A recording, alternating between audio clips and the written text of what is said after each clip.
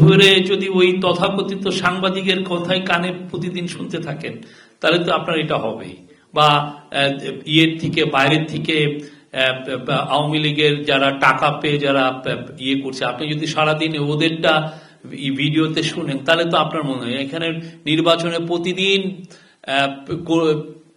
ক্যান্ডিডেটরা বের হচ্ছেন, প্রতিদিন তারা টিকটকে তাদেরটা পোস্ট করছেন, তাদের ভিডিওগুলো পোস্ট করছেন, খুব সুন্দর সুন্দর ভিডিও হচ্ছে আমরা দেখছি।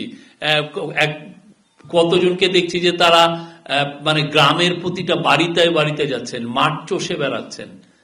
আপনি ওগুলো না দেখে আপনি দেখছেন কি এই সো কল দু একজন। আমরা এটা নিয়ে কয়শোবার কোশ্চেন উত্তর দিয়েছি, এটা কতবার দিয়েছি। কোন ধরনের শুনেন, নির্বাচন নিয়ে কোন রকমের কোনো আনসার্টেনটি নেই ইনশাল্লাহ, এবং নির্বাচন খুব ভালো হবে, ফ্রি ফেয়ার পিসফুল ফেস্টিভ হবে। বাংলাদেশের মানুষ সবাই ভোট কেন্দ্রে আসবেন আমরা আশা করছি, এটা রেকর্ড টার্ন আউট হবে, এটা আমরা আশা করছি।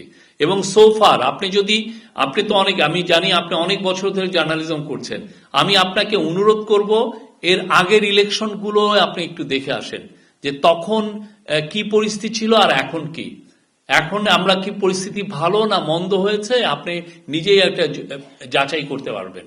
আমরা মনে করি পরিস্থিতি যথেষ্ট ভালো, দু একটা আইসোলেটেড ঘটনা ঘটছে, বাট নির্বাচন খুব ভালো। আপনি আর মাত্র কত, আজকের পরে মাত্র 22 দিন আছে এবং সেটার জন্য যথেষ্ট প্রিপারেশন হচ্ছে। সিসিটিভির বিষয়টা আজকে আমরা আপনাদেরকে পুরো আপডেটটা দিলাম। তারপরে বডি অন ক্যামেরার বিষয়ই হচ্ছে। কালকে আমাদের হোম অ্যাডভাইজার গতকাল বলেছেন যে 9 লক্ষ